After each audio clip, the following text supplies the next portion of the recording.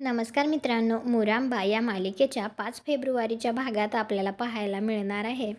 साई त्याच्या आईला घेऊन कुठेतरी जात असतो. त्यावेळी गाडीत असताना तो त्याच्या आईला म्हणत असतो, जे काही विधी होतील, जे काही सोहळे होतील ना, ते फक्त आणि फक्त माझ्यामध्ये आणि रमामध्येच होतील.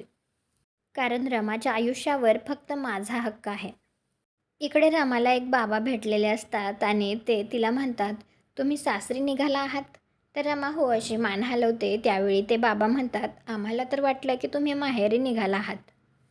त्यानंतर रमा आल्यानंतर स्वरा तिचं औक्षण करते आणि तिला म्हणते, ये ना रमा.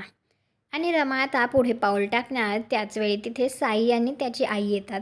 तर साई तिला थांबवतो आणि तो तिला म्हणतो, नवरी ही नवरीसारखी तेव्हाच शोभून दिसते जेव्हा तिचा नवरा तिच्याबरोबर असतो.